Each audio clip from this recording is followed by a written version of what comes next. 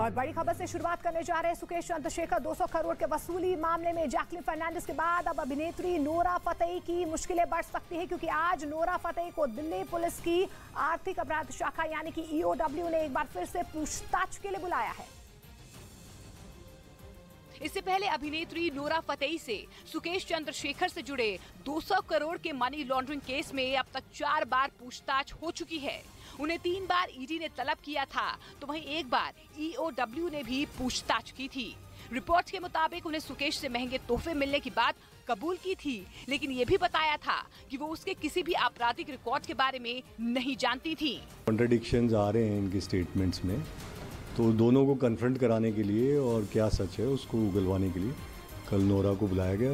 अब EOW Nora Fatehi से पूछताछ में यही कनेक्शन खंगालने की कोशिश करेगा।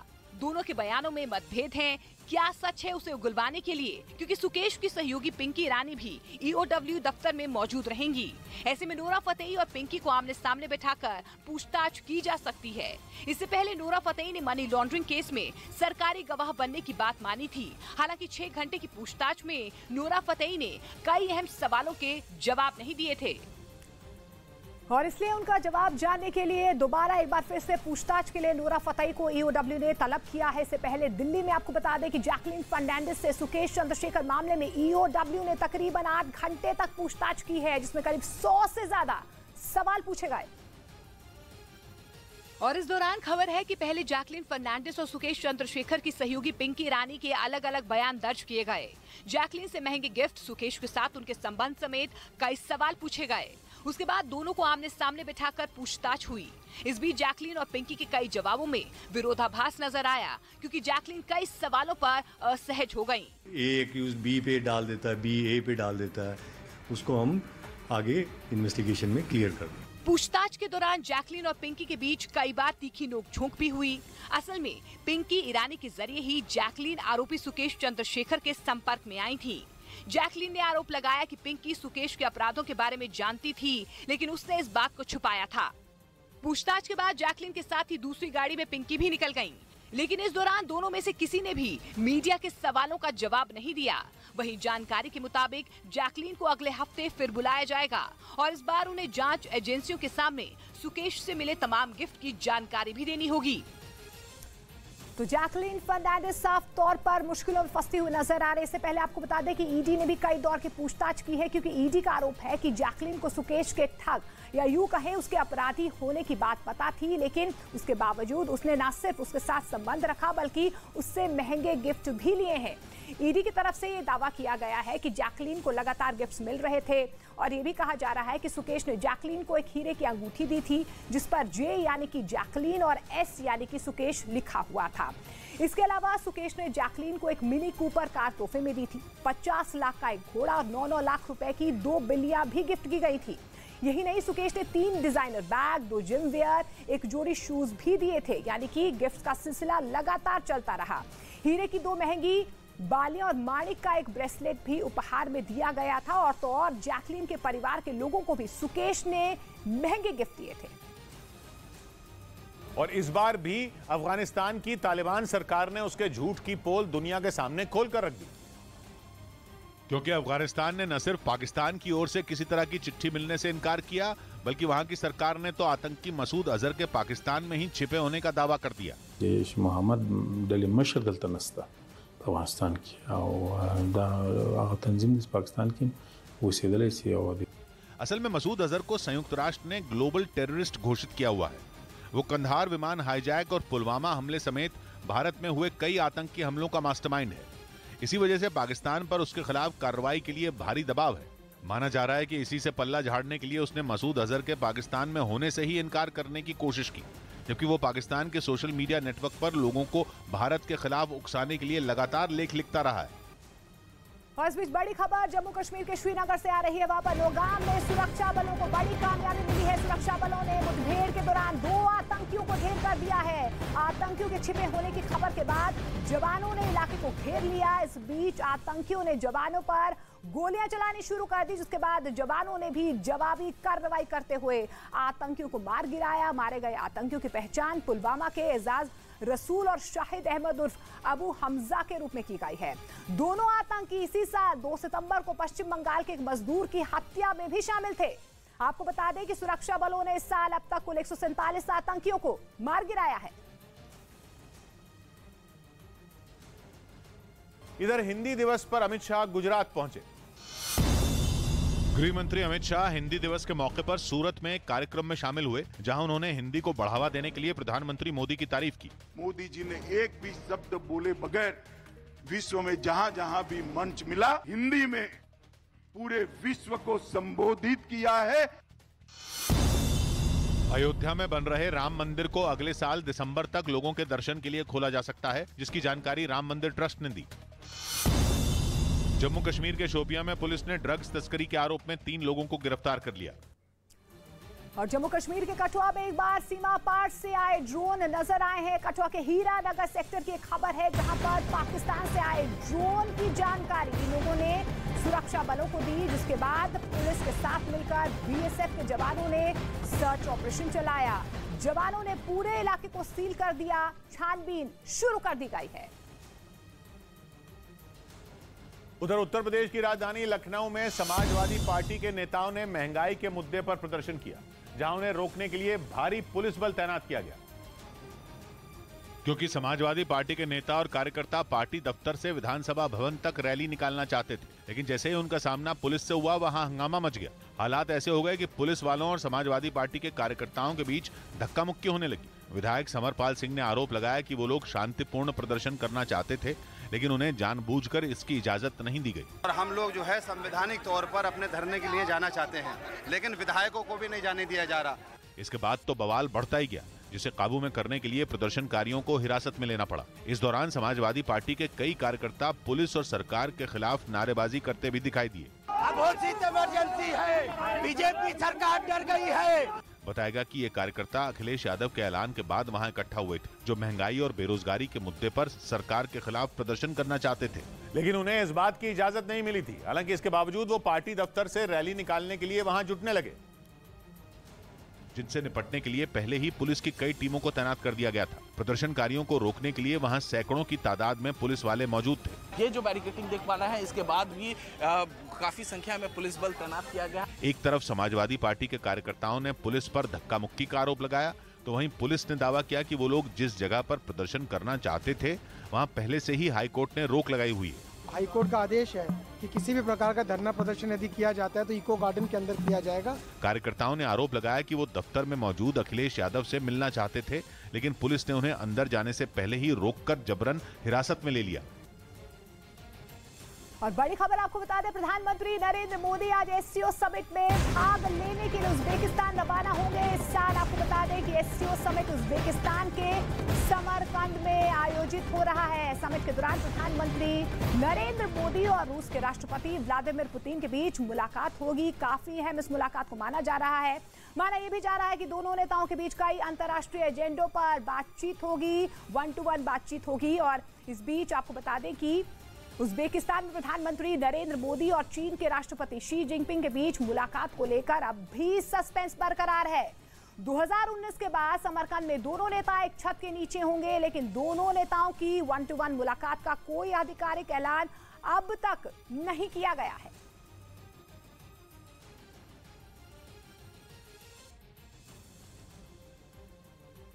तो एलएसी विवाद के बाद पहली बार प्रधानमंत्री नरेंद्र मोदी और शी जिनपिंग एक मंच पर नजर आने वाले हैं, लेकिन दोनों नेताओं के बीच मुलाकात एससीओ समिट में होगी। इस पर फिलहाल सस्पेंस बरकरार है, क्योंकि दोनों नेताओं में मुलाकात का फिलहाल जो है दोनों नेताओं की तरफ से आधिकारिक ऐलान अब तक नहीं किया गया है। इससे पहले आपको बता दें कि नवंबर 2019 में ब्राजील में ब्रिक्स सम्मेलन के दौरान प्रधानमंत्री नरेंद्र मोदी और शी जिनपिंग की मुलाकात हुई थी। उससे पहले आपको ले चलते हैं 2014 में प्रधानमंत्री बनने के बाद मोदी और शी जिनपिंग में 18 बार मुलाकात हो चुकी है। पिछले 9 साल में शी जिनपिंग 3 बार भारत के दौरे पर आ चुके हैं, जबकि प्रधानमंत्री नरेंद्र मोदी 5 बार चीन का दौरा कर चुके हैं। हमारा सबसे लंबा चौड़ा बड़ा नेबर है, जिसके साथ हमारी प्रॉब्लम है। हमारी पॉलिसीज कंपटीशन विद कोऑपरेशन के साथ चलती रही हैं अब तक, लेकिन बिजनेस एज यूजुअल तब तक नहीं हो सकती है जब तक कि चीन पूरी तरह से भारत के जो सिक्योरिटी कंसर्न्स हैं उनको रिस्पेक्ट करे, बॉर्डर लाइन जो एग्रीमेंट्स हैं उनकी रिस्पेक्ट करे। और इस वक्त भले ही हमने देखा कि हॉट स्प्रिंग और गोगरा में डी एस्केलेशन हुआ है, धीरे धीरे लड़ाई शायद कम होगी और एक दो जो डेमचौक और डेप्सांग के एरियाज़ हैं वहाँ का भी रह गया है, उसको भी अगली बार होगा। लेकिन चूँकि दो बड़े लीडर, बड़ी पावर्स के, अगर इनमें SCO जो शंघाई सिक्योरिटी ऑर्गेनाइजेशन है वहाँ पर हैं तो हो सकता है उनके बीच में बातचीत हो। अभी तक हालांकि ओपनली किसी ने नहीं कमिट किया है, बट हो सकती है, इसमें कोई बड़ी बात नहीं, क्योंकि अगर आमने सामने आएंगे तो कोई दुश्मनी जाती तौर पे तो है नहीं। इधर ज्ञानवापी मामले में हिंदू पक्ष इलाहाबाद हाईकोर्ट पहुंचा। ज्ञानवापी मामले में हिंदू पक्ष ने इलाहाबाद हाईकोर्ट में कैवियट याचिका दाखिल की। इसमें अदालत से अपील की गई कि अगर मुस्लिम पक्ष ज्ञानवापी मामले में वाराणसी कोर्ट के आदेश को चुनौती दे तो उसका पक्ष भी सुना जाए। जम्मू कश्मीर के पुंछ में एक बस खाई में गिर गई, जिसमें बैठे 11 लोगों की मौत हो गई, जबकि कई घायल हो गए। इस हादसे के बाद घायलों की मदद के लिए सुरक्षा बल ने वहां रेस्क्यू ऑपरेशन चलाया। रेलवे ने जम्मू में वैष्णो देवी जाने वाले श्रद्धालुओं को बड़ा तोहफा दिया और 30 सितंबर से नवरात्रि स्पेशल टूरिस्ट ट्रेन चलाने का ऐलान किया। दिल्ली हाईकोर्ट ने पूर्व सांसद सुब्रमण्यम स्वामी को 6 हफ्तों के अंदर सरकारी बंगला खाली करने का निर्देश दिया। इससे पहले सुब्रमण्यम स्वामी ने अपनी सुरक्षा को खतरा बताते हुए दोबारा बंगला देने की मांग की थी। अगले महीने होने वाले T20 वर्ल्ड कप में मेजबान ऑस्ट्रेलिया की टीम नई जर्सी में नजर आएगी। उधर महाराष्ट्र के नासिक से हैरान कर देने वाला एक वीडियो सामने आया है, जिसमें एक टोल प्लाजा पर 2 महिलाएं आपस में भिड़ गई। बताया गया है कि उनके बीच टोल भरने को लेकर विवाद हुआ था, जिसे लेकर पहले तो उनमें बहस हुई और फिर थोड़ी ही देर बाद उनके बीच हाथापाई शुरू हो गई। इस घटना का जो वीडियो सामने आया उसमें टोल कर्मचारी एक महिला के साथ भिड़ती दिखी। इस दौरान दोनों एक दूसरे के बाल खींचती नजर आईं। बताया गया कि टोल कर्मचारी का जिस महिला से विवाद हुआ था वो एक पुलिस वाले की पत्नी है, जो अपने परिवार के साथ वहां से गुजर रही थी। लेकिन टोल भरने को लेकर उसका बूथ कर्मचारी से विवाद हो गया। आरोप है कि इसके बाद उस महिला ने टोल कर्मचारी से मारपीट शुरू कर दी। वीडियो में वो महिला कर्मचारी पर थप्पड़ भी चलाती दिखी, जबकि उसका पति मोबाइल फोन से पूरी घटना का वीडियो बनाता रहा। टोल प्लाजा पर काफी देर तक हंगामा होता रहा, जिससे वहां पर लोगों की भीड़ जमा हो गई। हालांकि बाद में किसी तरह से दोनों को अलग कर दिया गया, लेकिन आरोप है कि इसके बाद उस महिला का पति टोल कर्मचारी से बहस करने लगा। वहीं पुलिस ने मामले में केस दर्ज कर जांच शुरू कर दी। इस बीच खबर है कि रूस जंग खत्म करने के लिए अब यूक्रेन पर परमाणु हमला करने की तैयारी में है। ये दावा नेटो की चीफ रह चुकी रोज गॉटमाइलर ने किया, जिससे एक बार फिर दुनिया भर में खलबली मच गई। रोज गॉटमाइलर के दावे के मुताबिक रूस भी अब 6 महीने से जारी जंग से तंग आ चुका है और इसलिए पुतिन इसे खत्म करने के लिए यूक्रेन पर परमाणु हमला करने की तैयारी में है, जिसके लिए उन्होंने नई रणनीति बनाई है, जिसके तहत परमाणु बम के निशाने पर काला सागर के आसपास मौजूद यूक्रेन के सैन्य अड्डे हो सकते हैं। और अगर ये परमाणु विस्फोट हुआ तो इसकी चपेट में आने से लाखों लोगों की जान जा सकती है। ऐसा इसलिए क्योंकि फरवरी से जारी जंग का अब तक कोई नतीजा नहीं निकला है, जिसके बाद आशंका जताई गई कि पुतिन अपना आखिरी हथियार इस्तेमाल करने की योजना बना रहे हैं, क्योंकि वक्त के साथ यूक्रेन कमजोर होने की बजाय और मजबूती से पलटवार कर रहा है, जिसकी वजह से कई इलाकों से रूस की सेना को पीछे हटना पड़ा है। दावा है कि खार्किव के कई हिस्सों से तो रूस की सेना को यूक्रेन ने खदेड़ कर बाहर कर दिया है, जिसके बाद पूर्व नेटो चीफ ने आरोप लगाया कि रूस के इस भीषण हमले का मकसद न केवल यूक्रेन में तबाही लाना होगा, बल्कि इसके जरिए अमेरिका और ब्रिटेन सरीखे देशों को अपनी ताकत दिखाना भी होगा। पिछले कुछ सालों में दोनों देशों के बीच कारोबार एक नई ऊंचाई पर पहुंचा है। माना जा रहा है कि भारत और सऊदी अरब के बीच मजबूत होते रिश्तों ने पाकिस्तान को चिंता में डाल दिया है और इसी वजह से वहां के पूर्व राजनयिक अब्दुल बासित पाकिस्तान को आंखें खोलकर रखने की नसीहत दे रहे हैं। असल में सऊदी अरब पाकिस्तान के ज्यादा करीब माना जाता था, लेकिन जब सऊदी अरब में मोहम्मद बिन सलमान क्राउन प्रिंस बने और पाकिस्तान में इमरान खान की सत्ता आई तो दोनों देशों के बीच रिश्तों में तल्खी देखी गई। इसके बाद भी पाकिस्तान की खस्ताहाल अर्थ। खबर उत्तराखंड से लेते हैं। उत्तराखंड में हरिद्वार के हर की पैड़ी पर कुछ लड़के लड़कियों के डांस करने और जश्न मनाने का वीडियो सोशल मीडिया पर वायरल हो गया, जिस पर साधु संतों ने आपत्ति जताई है। हालांकि वीडियो में डांस करने वालों की पहचान अब तक नहीं हो पाई है, लेकिन हर की पैड़ी पर बनाए उनके इस वीडियो ने हंगामा खड़ा कर दिया। सोशल मीडिया पर जो वीडियो वायरल हो रहा है उसमें 9 लोग फिल्मी गाने पर थिरकते या यूं कहें कि रील बनाते दिखाई दिए। लेकिन गंगा नदी के किनारे बनाए गए इस वीडियो पर साधु संतों ने न सिर्फ आपत्ति जताई बल्कि कार्रवाई तक की मांग कर दी। इस प्रकार के असामाजिक लोगों के प्रति उनको कठोर कार्रवाई करनी चाहिए और मैं इसकी निंदा करता हूं। जबकि पुलिस का कहना है कि शिकायत मिलने के बाद लोगों की पहचान कर उनके खिलाफ कार्रवाई की जाएगी। प्रार्थना पत्र प्राप्त होने पर इसकी जांच कराई जाएगी और इसमें नियमानुसार जो है हमारा मिशन मर्यादा के तहत इस पर कार्रवाई भी की जाएगी। हालांकि ये बात साफ नहीं हो सकी है कि गंगा किनारे हर की पैड़ी पर रील बनाने वाले कौन थे और वो कहां से आए थे। इस बीच ओमान की राजधानी मस्कट के एयरपोर्ट पर अफरा तफरी मच गई। वहां मस्कट से कोच्चि आने वाली एयर इंडिया की फ्लाइट में अचानक धुआं फैल गया, जिससे उसमें मौजूद यात्रियों की सांसें अटक गईं। जानकारी के मुताबिक कोच्चि के लिए इस फ्लाइट को सुबह 11:30 बजे उड़ान भरनी थी, लेकिन फ्लाइट के टेक ऑफ करने से ठीक पहले उसमें मौजूद फायर अलार्म बजने शुरू हो गए। जब तक कोई कुछ समझ पाता पूरी फ्लाइट धुएं से भर गई, जिसके बाद लोगों को सांस लेने में तकलीफ होने लगी। हालात ऐसे हो गए कि विमान का दरवाजा खोलते ही धुएं ने पूरी फ्लाइट को अपने आगोश में ले लिया, जिसके बाद वहां भगदड़ मच गई। आनंद फानन में उसमें मौजूद यात्रियों को बाहर निकाला गया तो वो अपना सामान लेकर एयरपोर्ट की तरफ दौड़ते दिखे। इसके फौरन बाद आसपास खड़े विमानों को भी वहां से दूर किया गया ताकि कोई बड़ा हादसा न हो पाए। आशंका जताई गई कि प्लेन के इंजन के पास आग लगने से ये धुआं फैला, जिसमें 144 यात्रियों की जान पर बनाई। खबर बिहार से लेते हैं, जहां बिहार में बच्चा चोरी की अफवाह से भीड़ हिंसक हो गई। मोतिहारी जिले में लोगों ने एक शख्स को बच्चा चोर समझकर उसकी पिटाई कर दी। बच्चा चोरी के नाम पर पहले हंगामा और मारपीट। हर तरफ बच्चा चोरी की अफवाह से दहशत फैली है। मोतिहारी के बलुआ चौक पर लोगों की भीड़ एक आदमी की जान लेने पर आमादा हो गई। पहले लोगों ने उसे घेरा और फिर भीड़ उस पर टूट पड़ी। मौके पर इकट्ठे लोगों को ये नहीं मालूम था कि उस आदमी पर क्या आरोप है। बस एक महिला के शोर मचाते ही लोगों ने उसे पीटना शुरू कर दिया। भीड़ में मौजूद महिला ने पहले साधु नाम के एक आदमी को पकड़ा और उस पर अपने भाई की हत्या का आरोप लगाते हुए हंगामा करने लगी, लेकिन लोग उसे बच्चा चोर समझकर पीटने लगे। काफी देर तक उस आदमी पर लोग थप्पड़ और लात घूंसे बरसाते रहे।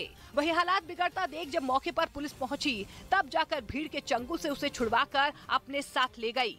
दरअसल कुछ दिनों पहले इस इलाके में एक शख्स की पीट कर हत्या कर दी गई थी, जबकि हत्या के 4 दिन बीत जाने के बाद मृतक के परिवार वालों को ये जानकारी मिली थी और इसी हत्या की वजह से ये पूरा विवाद शुरू हुआ। पुलिस ने इस मामले में दुर्घटना का केस दर्ज किया, लेकिन परिवार वाले इस इलाके में रहने वाले साधु नाम के आदमी पर हत्या का आरोप लगा रहे हैं। उधर कहा जा रहा है कि इस साल का एक और ताकतवर तूफान चीन से टकराने वाला है। अनुमान जताया जा रहा है कि इस तूफान के टकराते ही शंघाई में तेज हवाएं चलेंगी और लगातार तेज बारिश होने से शहर का हाल बेहाल हो सकता है, क्योंकि तूफान के चीन की तरफ बढ़ते समय 145 किलोमीटर प्रति घंटा की रफ्तार से हवाएं चलने का अनुमान है, जिसके बाद इस तूफान के शंघाई शहर के पूर्वी हिस्से की तरफ रुख करने की आशंका है। ऐसे में वहां का प्रशासन अलर्ट पर है और तूफान से निपटने की तैयारियों में जुट गया है। साथ ही वहां लोगों से समुद्र से दूर रहने की लगातार अपील की जा रही है।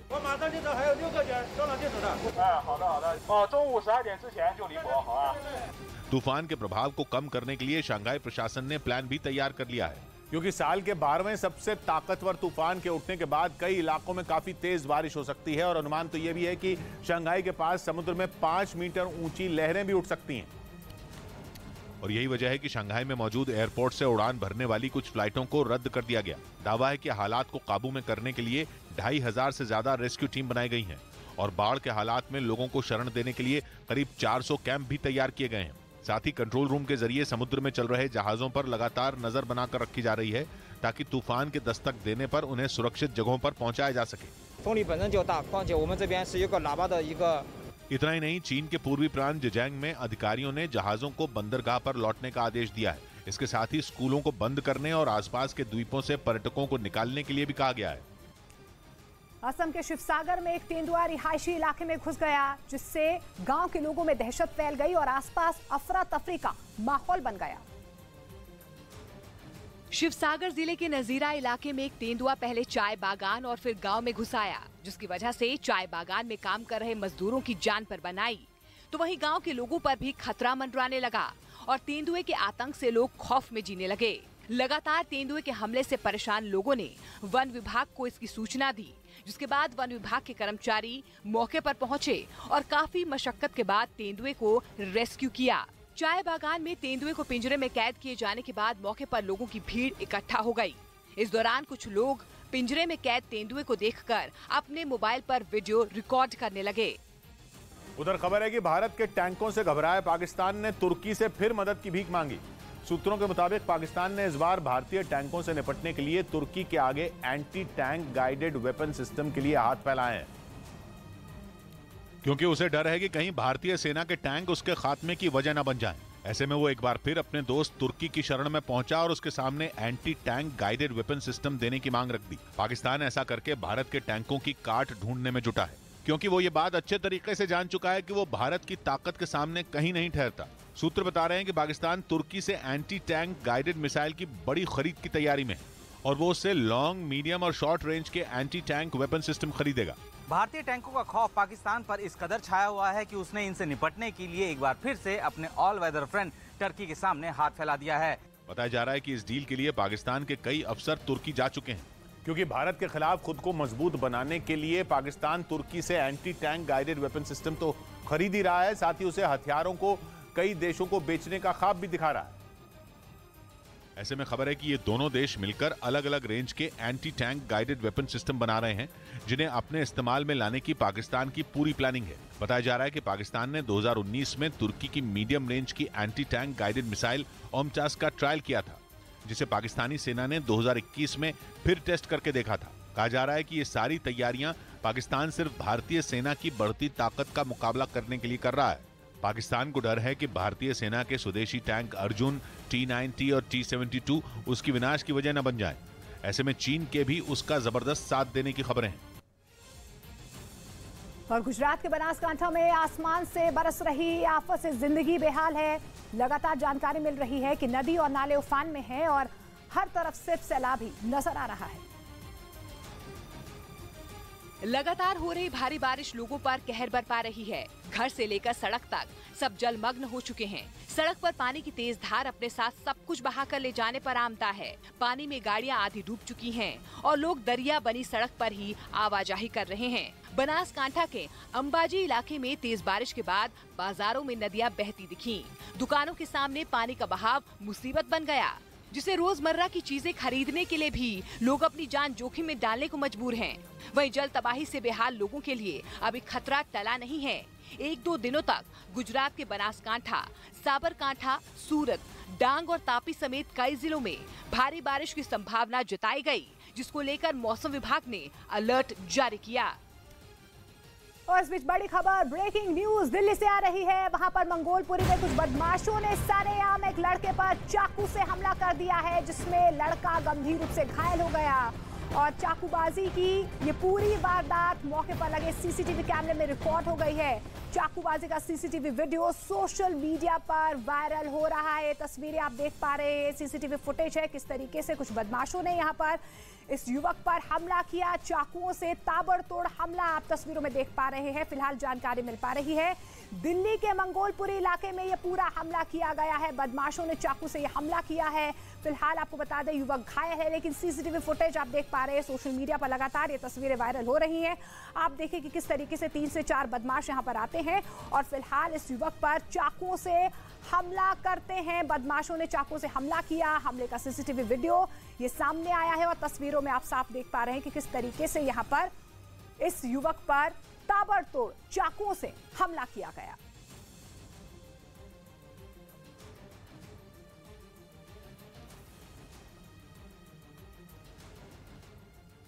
इस बीच रूस की राजधानी मॉस्को में राष्ट्रपति व्लादिमीर पुतिन पर हमले की खबर से पूरी दुनिया सख्ते में आ गई। पश्चिमी मीडिया ने दावा किया कि पुतिन के काफिले पर यह हमला कुछ दिन पहले किया गया था, जिसमें वो बाल बाल बच गए थे। दावा किया गया कि पुतिन को उस वक्त निशाने पर लेने की कोशिश की गई थी जब वो दफ्तर में अपना काम निपटाकर घर के लिए निकले थे। और दावा है कि जब वो अपने घर से महज कुछ किलोमीटर की दूरी पर थे तो एक एम्बुलेंस ने आकर उनके काफिले को रोक दिया। इसी दौरान एम्बुलेंस के साथ आई दूसरी गाड़ी में बैठे लोगों ने काफिले में मौजूद उस गाड़ी की ओर विस्फोटक फेंके जिसमें पुतिन बैठे थे, जिसकी वजह से वहां पर धमाका हुआ और चारों ओर धुआं फैल गया। दावा किया गया कि धमाके के बावजूद पुतिन की कार को ज्यादा नुकसान नहीं हुआ और वो सही सलामत अपनी मंजिल तक पहुंच गए। हालांकि इस हमले के पीछे किसका हाथ है इसका पता नहीं चल पाया, लेकिन पुतिन पर हुए इस हमले की खबर सामने आते ही उनकी हत्या की साजिश की अटकलों ने एक बार फिर जोर पकड़ लिया। और ये पहली बार नहीं है जब से यूक्रेन युद्ध शुरू हुआ है तब से कई बार पुतिन की हत्या की कोशिश मीडिया में सुर्खियां बटोर चुकी है। इससे पहले ब्रिटेन के एक अखबार ने दावा किया कि इस साल फरवरी के महीने में पुतिन पर जानलेवा हमला करने की कोशिश हुई थी। अमेरिका की खुफिया एजेंसी से जुड़े बड़े अधिकारी भी उनकी हत्या का प्लान तैयार होने का दावा कर चुके हैं।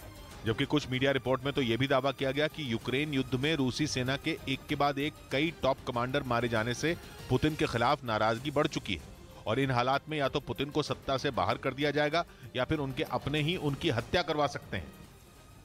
खबर हरियाणा के रोहतक से, जहां पर जिंदा लोगों को मुर्दा दिखाकर पेंशन काटने पर जमकर हंगामा हुआ है। सैकड़ों लोगों ने इकट्ठा होकर एसडीएम दफ्तर के बाहर प्रदर्शन किया, जिसमें बुढ़ापा, विधवा और दिव्यांग पेंशन लेने वाले लोग शामिल थे, जिन्होंने सरकार के खिलाफ मोर्चा खोल दिया और नारेबाजी भी की। सरकार मुर्दाबाद, मुर्दाबाद, मुर्दाबाद। बताया गया कि रोहतक के गांव छिछड़ाना में 50 से 60 लोगों की पेंशन काट दी गई क्योंकि कागजों में उन्हें मृत घोषित किया गया था। इस साल फरवरी से पेंशन कटने पर कई बार अधिकारियों के चक्कर काटने पर भी जब समाधान नहीं हुआ तो ये लोग एसडीएम दफ्तर के बाहर धरने पर बैठ गए। बहुत सारे लोग ऐसे हैं जिनकी 1 साल से पेंशन काट दी गई, जबकि सरकार का दावा है कि हरियाणा में करीब 2 लाख फर्जी तरीके से पेंशन ले रहे थे, जिसे रोकने के लिए सरकार ने कदम उठाया था। इसी दौरान कोई गड़बड़ी हो गई जिसे ठीक करने की कोशिश की जा रही है। DSWO से बात कर ली गई है, उनकी टीम गांव में विजिट करेगी और जो इस तरह के इश्यूज को रिजोल्व कर दिया जाएगा। वहीं पिछले 7-8 महीने से पेंशन नहीं मिलने से परेशान लोगों ने जल्द से जल्द पेंशन बहाल करने की मांग की। उधर बम्बिया गैंग ने गोल्डी बराड़ और लॉरेंस गैंग के लोगों को पंजाब में आमने सामने आकर लड़ने की चुनौती दे दी। सिद्धू मूसेवाला की हत्या के बाद से ही दोनों गैंग के लोग एक दूसरे की जान के दुश्मन बने हुए हैं और अब तो बम्बिया गैंग खुलकर लॉरेंस गैंग को चुनौती दे रहा है कि उसके गुर्गे अगर पंजाब में आए तो वो बच नहीं पाएंगे। इसके साथ ही बम्बिया गैंग ने कनाडा में बैठे लॉरेंस बिश्नोई के दोस्त गोल्डी बराड़ को भी पंजाब आने के लिए चैलेंज किया। बम्बिया गैंग ने यह धमकी एक सोशल मीडिया पोस्ट के जरिए दी, जिसमें कहा गया कि अगर गोल्डी बराड़ को अपने भाई की हत्या का बदला लेना है तो वो पंजाब आ जाए। असल में सिद्धू मूसेवाला की हत्या के बाद से ही गोल्डी बराड़ और उसके साथी बम्बिया गैंग के निशाने पर हैं, क्योंकि गोल्डी बराड़ पर ही लॉरेंस बिश्नोई के साथ मिलकर मूसेवाला की हत्या करवाने का आरोप है और ऐसा उसने अपने भाई की हत्या का बदला लेने के लिए किया था। क्योंकि कहा जाता है कि गोल्डी बराड़ के भाई की हत्या बम्बिया गैंग ने ही करवाई थी और गोल्डी बराड़ को शक था कि उसके भाई के हत्यारों को सिद्धू मूसेवाला ने ही पनाह दी थी, जिसके बाद बम्बिया गैंग के साथ सिद्धू मूसेवाला भी गोल्डी बराड़ और लॉरेंस बिश्नोई की हिट लिस्ट में आ गए। कहा जाता है कि कनाडा से ही गोल्डी बराड़ ने ऐसी साजिश रची कि 29 मई को मानसा में ताबड़तोड़ गोलियां बरसाकर मूसेवाला की हत्या कर दी गई। इस साजिश में गोल्डी बराड़ को लॉरेंस गैंग का भी साथ मिला। इसके साथ ही गैंगस्टर जग्गू भगवानपुरिया का भी नाम इस हत्याकांड में आया। कहा जाता है कि बम्बिया गैंग इस हत्याकांड से जुड़े एक आदमी से बदला लेने की तैयारी कर चुका है और इसीलिए उसने सोशल मीडिया पोस्ट के जरिए मूसेवाला की हत्या की साजिश रचने वाले सभी लोगों को खुली धमकी दे दी। और कहा जा रहा है कि बम्बिया गैंग की यह धमकी कोरी धमकी नहीं है, बल्कि उसने गोल्डी बराड़ और लॉरेंस बिश्नोई के खात्मे की पूरी तैयारी कर ली है, जिसके बाद पंजाब में भीषण गैंग वॉर छिड़ने की आशंका जताई जा रही है। कुछ रोज पहले ही केंद्रीय गृह मंत्रालय ने पंजाब के डीजीपी को चिट्ठी लिखकर अलर्ट किया था कि पेशी के दौरान लॉरेंस बिश्नोई और जग्गू भगवानपुरिया पर हमला हो सकता है। यही नहीं, आशंका तो ये भी जताई गई कि बम्बिया गैंग इन दोनों की जेल में भी हत्या करवा सकता है। कहा जाता है कि इसके बाद पंजाब पुलिस ने दोनों की सुरक्षा बढ़ा दी, क्योंकि पंजाब पुलिस ये अच्छी तरह जानती है कि लॉरेंस या जग्गू भगवानपुरिया दोनों में किसी पर भी हमला हुआ तो बड़ी गैंग वॉर छिड़ जाएगी। यही वजह है कि वो किसी भी तरह का जोखिम नहीं उठाना चाहती। लेकिन अब बम्बिया गैंग की गोल्डी बराड़ और लॉरेंस को दी गई नई धमकी ने पंजाब पुलिस की चुनौती को और बढ़ा दिया। उधर उत्तर प्रदेश के मुरादाबाद में जमीन विवाद में ससुर ने अपनी बहू पर चाकू से हमला कर दिया, जिसका वीडियो भी सामने आया है, जिसमें एक आदमी हाथ में एक बड़ा चाकू लेकर जाता दिखा, जिससे उसने अपने बेटी की पत्नी पर हमला किया और वो लहूलुहान हो गई।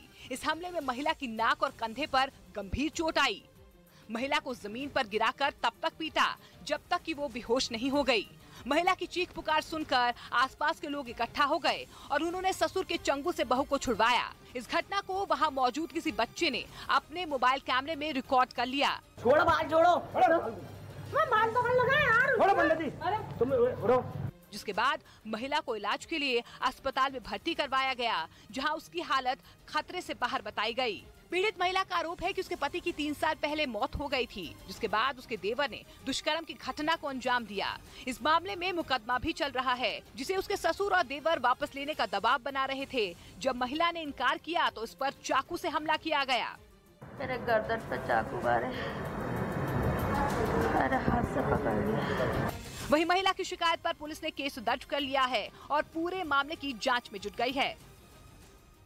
महाराष्ट्र के अकोला में भारी बारिश ने तबाही मचा दी। वहां बीते 24 घंटे से लगातार हो रही बारिश से नदियों नालों में उफान आ गया, जिसकी वजह से अकोला जिले के एक इलाके में एक मोटरसाइकिल सवार की जान जाते जाते बची। इस घटना का जो वीडियो सामने आया उसमें एक आदमी पानी के तेज बहाव के बीच मोटरसाइकिल से सड़क पार करने की कोशिश करता दिखा, लेकिन पानी का बहाव इतना तेज था कि मोटरसाइकिल का बैलेंस बिगड़ गया, जिसकी वजह से वो आदमी मोटरसाइकिल समेत बहकर नाले के किनारे जा पहुंचा और देखते ही देखते वो मोटरसाइकिल समेत उस सैलाब में डूब गया। इस घटना को देख वहां अफरा तफरी मच गई और लोग उसकी जान बचाने के लिए बहते सैलाब में कूद गए और वक्त रहते उसे बाहर निकाल लिया। पाकिस्तान को मुंह तोड़ जवाब देने के लिए भारतीय सेना के जवान, आपको बता दें, बॉर्डर से लगे इलाके वाले गांव में लोगों को आधुनिक हथियार चलाने की ट्रेनिंग दे रहे हैं,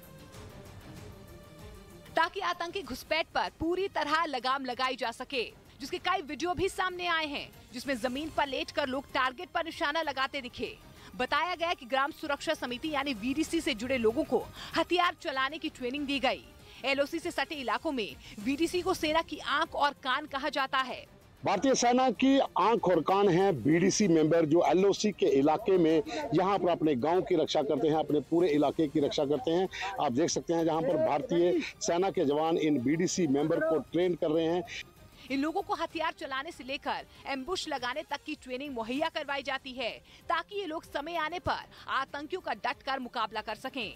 इन लोगों को भूतपूर्व सैनिकों की भी काफी मदद मिलती है, क्योंकि वो लोग पहले ही सेना में काम कर चुके हैं। बीडीसी में बहुत से लोग सेना से रिटायर होकर आए हैं। गाँव में अलर्ट रहते हैं 24 घंटे, जब भी कोई मिलिटेंट दिखेगा तो जहाँ से बच नहीं पाएगा। इस बीच भारत पाक नियंत्रण रेखा के नौशेरा सेक्टर में भारतीय सेना ने ऑपरेशन कांची लॉन्च किया हुआ है, जिसके चलते सेना ने आतंकियों की घुसपैठ पर लगाम लगाई है। पिछले महीने 2 आतंकियों को मारने के साथ साथ भारी मात्रा में हथियार बरामद किए गए और एक जिंदा फिदाइन गिरफ्तार किया गया था। इस बीच भारतीय वायुसेना ने देश भर में अपने एयरबेस की सुरक्षा के लिए ड्रोन तैनात करने का फैसला लिया है। इसके लिए जल्द ही वायुसेना देश की ही कंपनी से 100 ड्रोन खरीदेगी, जिन्हें वो पूरे देश में एयरबेस की सुरक्षा के लिए तैनात करेगी। वायुसेना के मुताबिक ये ड्रोन दिन हो या फिर रात हमेशा आसमान से एयरबेस की निगरानी करेंगे और किसी भी तरह का खतरा होने पर तुरंत अलर्ट करेंगे, ताकि एयरबेस पर तैनात जवान उस खतरे से निपट पाएं। बताया गया कि वायुसेना ने एयरबेस की सुरक्षा के लिए 100 ड्रोन खरीदने की तैयारी की है। वायुसेना के मुताबिक ये ड्रोन भारत की ही किसी कंपनी से खरीदे जाएंगे। इससे पहले वायुसेना ने हैदराबाद की एक कंपनी से एंटी ड्रोन सिस्टम खरीदने के लिए 155 करोड़ रुपए की डील की थी, जिसका मकसद ये था कि वायुसेना के एयरबेस पर ड्रोन से होने वाले किसी भी हमले को नाकाम किया जा सके, क्योंकि पिछले साल जून के महीने में जम्मू एयरपोर्ट स्टेशन पर ड्रोन से ही विस्फोटक गिराए गए थे और पिछले साल 27 जून को हुए इस हमले के बाद से ही वायुसेना ने ड्रोन से किए जाने वाले अटैक से अपने एयरबेस को बचाने की तैयारी शुरू कर दी थी, क्योंकि सीमा पार से ड्रोन के जरिए आए हथियार, विस्फोटक और ड्रग्स तो कई बार पकड़े गए, लेकिन जम्मू एयरपोर्ट स्टेशन पर हुए हमले में ड्रोन का इस्तेमाल पहली बार किया गया, जिसने सुरक्षा एजेंसियों के साथ ही वायुसेना की भी चिंता बढ़ा दी और इसके बाद ही एयरबेस पर ड्रोन तैनात करने का फैसला किया, ताकि निगरानी के साथ खतरे का अलर्ट भी तेजी से मिल सके।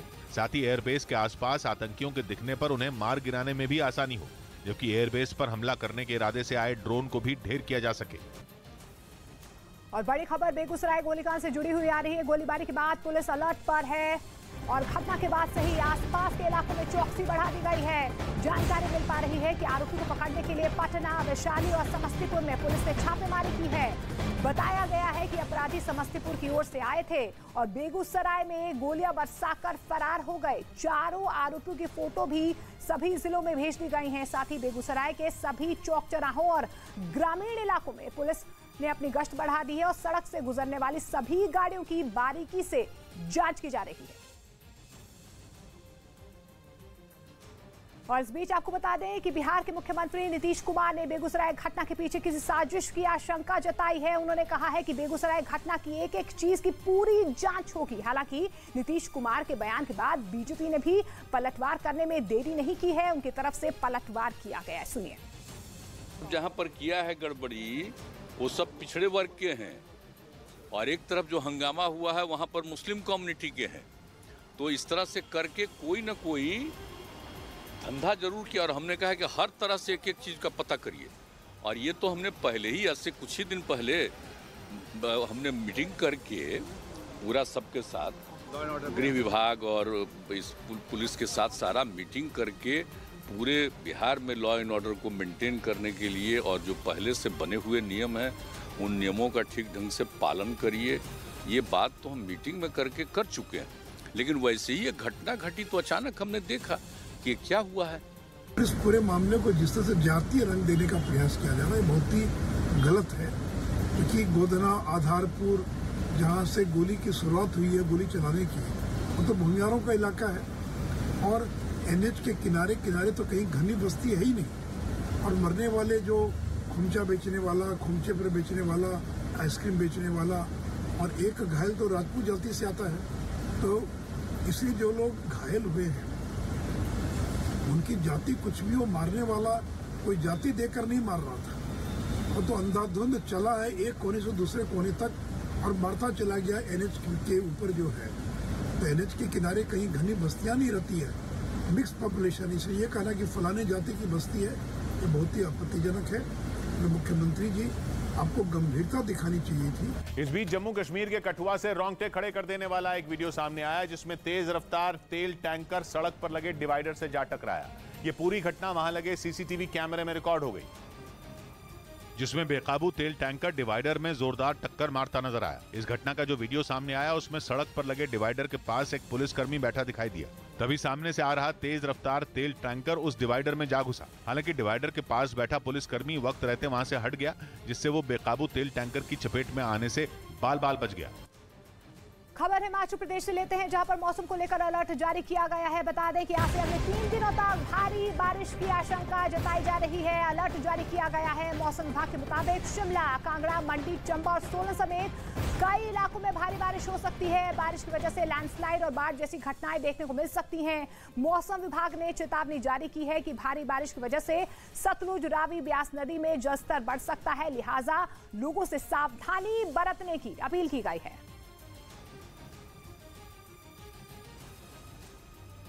तो खबर है कि अमेरिका खुद के लिए बेकार हो चुके F-16 लड़ाकू विमानों को अपग्रेड कर दूसरे देशों को बेच रहा है और इस सच्चाई को जानकर पाकिस्तान की खुशी फीकी पड़ सकती है, जिसने कुछ दिन पहले ही अपने F-16 लड़ाकू विमानों की फ्लीट को अपग्रेड करने के लिए अमेरिका के साथ बड़ी मिलिट्री डील की है। लेकिन अब कहा जा रहा है कि एक दौर में बेहद घातक माना जाने वाला ये लड़ाकू विमान अब अमेरिका के लिए बेकार हो चुका है। इसीलिए पिछले कई वर्षों से उसने अपनी सेना के लिए इस फाइटर जेट को नहीं खरीदा और अब वो सिर्फ दूसरे देशों को बेचने के लिए अपग्रेड मॉडल तैयार कर रहा है। पिछले दिनों उसने पाकिस्तान के साथ भी उसके F-16 लड़ाकू विमानों की फ्लीट को अपग्रेड करने के लिए बड़ी मिलिट्री डील की थी। करीब 4 साल बाद अमेरिका से सैन्य मदद मिलने पर पाकिस्तान भी फूला नहीं समा रहा था, क्योंकि पाकिस्तान को लग रहा था कि उसकी मदद के लिए अमेरिका के राष्ट्रपति बाइडेन ने ट्रंप प्रशासन का फैसला तक पलट दिया। लेकिन वो इस बात से बेखबर था कि अमेरिका ने उसके साथ ही नहीं बल्कि हाल ही में ग्रीस के साथ भी F-16 को आधुनिक बनाने की बड़ी डील की है, जिनका प्रोडक्शन उसने करीब 46 साल पहले यानी 1976 में शुरू कर दिया था। और इसके बाद अमेरिका ने करीब 4600 F-16 लड़ाकू विमान बनाए।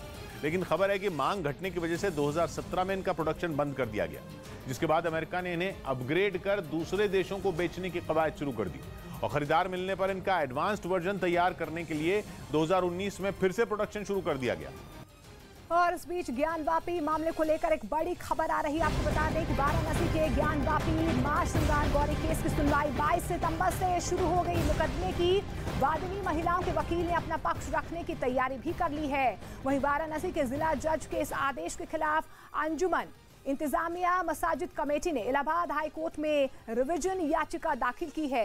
हालांकि मसाजिद कमेटी से पहले वादिनी महिलाओं की ओर से हाई कोर्ट में कैविएट पिटीशन दाखिल कर दी गई है, जिससे कि उनका पक्ष सुनने के बाद ही हाई कोर्ट अपना आदेश सुनाएगा। इस बीच खबर है कि चीन की नजर अब दक्षिण अमेरिका पर है। छोटे देशों को कर्ज के जाल में फंसाने वाले चीन ने इस बार पेरू में अपने बहुत बड़ा निवेश किया। चीन की एक कंपनी पेरू में बहुत बड़ा बंदरगाह बनाने वाली है और दावा यह है कि इस नई बंदरगाह से दक्षिण अमेरिका में कारोबार के नए मौके पैदा होंगे। पेरू की सरकार मानने लगी है कि चीन की ये मेहरबानी वहां कारोबार और रोजगार दोनों बढ़ाएगी। लेकिन समझना मुश्किल नहीं है कि चीन की चाल क्या है। चीन धोखाधड़ी के उसी फॉर्मूले पर काम कर रहा है जिस पर वो दुनिया के बाकी हिस्सों में काम करता रहा है।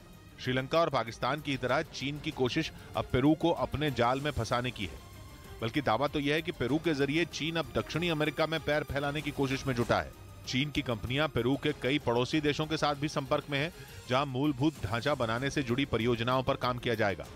इतना तो साफ है कि चीन की योजना बहुत बड़ी है। उसका लक्ष्य केवल एक बंदरगाह बनाने तक सीमित नहीं है, क्योंकि पेरू के चाके शहर में बनाई जा रही बंदरगाह को एक मेगा पोर्ट कहा जा रहा है, जिसकी वजह है इसका साइज। ये पोर्ट दक्षिण अमेरिका का सबसे बड़ा पोर्ट साबित हो सकता है। इससे जुड़ी जो जानकारी सामने आ रही है उनके मुताबिक पेरू की राजधानी से करीब 80 किलोमीटर की दूरी पर प्रशांत महासागर के तट पर यह बंदरगाह बनाया जाएगा। इसे बनाने पर 360 करोड़ डॉलर यानी भारतीय रुपयों में करीब 28,000 करोड़ रुपए खर्च किए जाएंगे। अनुमान यह है कि इस बंदरगाह से हर साल 580 बिलियन डॉलर यानी करीब 46 लाख करोड़ रुपए का कारोबार हो सकेगा। शुरुआत में इस पोर्ट पर करीब 4 ही ऐसे पॉइंट होंगे जहां से माल ढुलाई की जाएगी, लेकिन बाद में इनकी गिनती बढ़ाकर 15 की जाएगी। इस पोर्ट के करीब जितने भी अहम हाईवे हैं उन्हें जोड़ने वाली सड़कें बनाने का काम भी इस प्रोजेक्ट में शामिल है। बल्कि आसपास की पहाड़ियों के बीच करीब 2 किलोमीटर लंबी एक सुरंग भी बनाई जा रही है, जो पोर्ट को सीधे एक अहम हाईवे से जोड़ देगी। मतलब साफ है कि दक्षिण अमेरिका में चीन ने कारोबार का नया ठिकाना खोज लिया है। हालांकि पेरू में चीन की दिलचस्पी होने की और भी कई वजह हैं, जिनमें सबसे अहम है पेरू में मौजूद खनिजों का अपार खजाना। पेरू में तांबे का बहुत बड़ा प्राकृतिक खजाना मौजूद है। व्हाइट हाउस की एक रिपोर्ट के मुताबिक कोकेन पैदा करने में भी पेरू दुनिया में दूसरे नंबर पर है। लेकिन दावा यह है कि दक्षिण अमेरिका में सड़कों का जाल बहुत बड़ा है। अगर पेरू में चीन अपना मेगा पोर्ट बनाने में कामयाब हो गया तो बोलिविया, पैराग्वे और चिली ही नहीं बल्कि आसपास के कई देशों तक चीन की पहुंच बन जाएगी। मतलब ये कि पेरू तो चीन के लिए दक्षिण अमेरिका में एंट्री का गेटवे साबित हो सकता है। हालांकि दक्षिण अमेरिका में चीन की दिलचस्पी नई नहीं है। पिछले कुछ सालों में चीन ने पेरू और उसके आसपास के कई देशों के साथ मजबूत कारोबारी रिश्ते बनाए हैं। ब्राजील में मूलभूत ढांचा बनाने में चीन लाखों करोड़ का निवेश कर चुका है। चीन पिछले कई साल से ब्राजील का आयरन और खरीद रहा है। 2015 में चीन के राष्ट्रपति ने कहा था कि वो आने वाले एक दशक में दक्षिण अमेरिका में 25,000 करोड़ डॉलर यानी भारतीय रुपयों में करीब 20 लाख करोड़ का निवेश करेगा। 2016 में शी जिनपिंग पेरू, चिली और इक्वाडोर के दौरे पर गए थे। उनके दौरे के बाद कई देश चीन के BRI प्रोजेक्ट से जुड़ गए थे। 2019 में पेरू ने भी चीन के इस प्रोजेक्ट से जुड़ने का औपचारिक ऐलान कर दिया था, लेकिन अब तक कोई बड़ा प्रोजेक्ट शुरू नहीं हुआ था। हालांकि पेरू में चलने वाला पोर्ट चीन के लिए एक बड़ी जीत साबित हो सकता है। पेरू की सरकार भी मान रही है कि इस पोर्ट के बनने से वहां रोजगार के मौके बनेंगे। महारानी एलिजाबेथ द्वितीय के अंतिम दर्शनों के लिए लोगों की भारी भीड़ देखी जा रही है। ब्रिटेन और दुनिया भर से लोग लंदन पहुंचे हैं। बकिंघम पैलेस के बाहर एलिजाबेथ को श्रद्धांजलि देने के लिए बड़ी संख्या में लोग यहां पर नजर आए। बकिंघम पैलेस से महारानी के ताबूत को तोप गाड़ी पर रखकर संसद भवन ले जाया जा रहा है, जहां महारानी के पार्थिव शरीर को 4 दिनों तक रखा जाएगा। तो आपको बता दें कि महारानी एलिजाबेथ का निधन 8 सितंबर को हुआ था, जिसके बाद से स्कॉटलैंड से लेकर लंदन तक उनकी अंतिम यात्रा निकाली जा रही है और भारी भीड़ आप देख पा रहे हैं किस तरीके से सड़कों पर है। उन्हें श्रद्धांजलि देने के लिए यहाँ पर लोग पहुंचे हैं।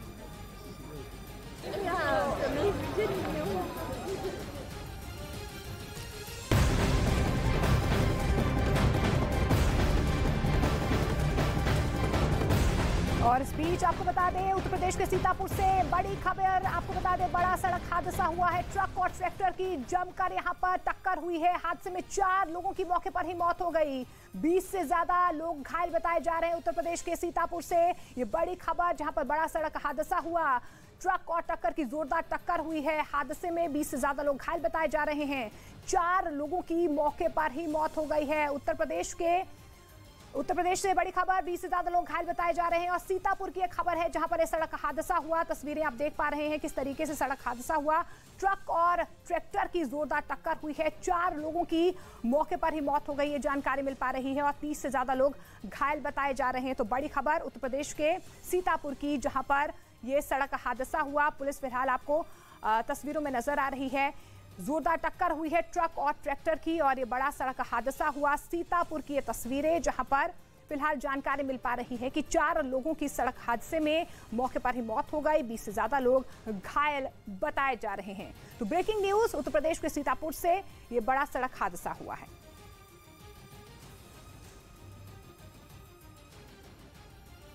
इधर टीएमसी ने केंद्र की नीतियों का विरोध जताया। कोलकाता में टीएमसी महिला मोर्चा से जुड़ी महिलाओं ने केंद्र सरकार की नीतियों के खिलाफ प्रदर्शन किया। यूपी के सहारनपुर में नगर निगम की टीम ने एक पॉश इलाके में अवैध कब्जे को हटाने के लिए बुलडोजर चलवाया। आईपीएल टीम मुंबई इंडियंस ने पूर्व तेज गेंदबाज जहीर खान और श्रीलंका टीम के पूर्व कप्तान महिला जयवर्धने को बड़ी जिम्मेदारी दी। जहीर को global head of cricket development और जयवर्धने को ग्लोबल हेड ऑफ परफॉर्मेंस बनाया गया। और बड़ी खबर झारखंड से आ रही है। झारखंड सरकार ने 1932 की खतियान नीति को हरी झंडी दे दी है। 90 साल से ज्यादा समय से चली आ रही इस मांग पर कैबिनेट की बैठक में मुहर लगा दी गई। झारखंड के इतिहास का इसे बहुत बड़ा फैसला बताया जा रहा है। माना जा रहा है कि झारखंड के आदिवासी समुदाय की जमीनों और उनके अधिकारों की सुरक्षा के मद्देनजर ये कानून काफी मददगार साबित हो सकता है। तो बहुत बड़ा फैसला, सीएम हेमंत सोरेन का ये बड़ा सियासी दांव भी कहा जा रहा है।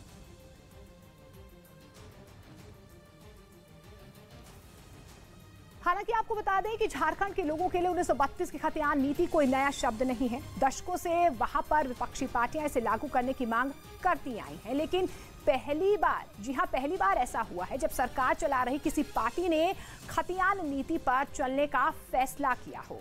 खतियान का सीधा कनेक्शन आपको बता दें कि 1932 में बने एक लिस्ट से है।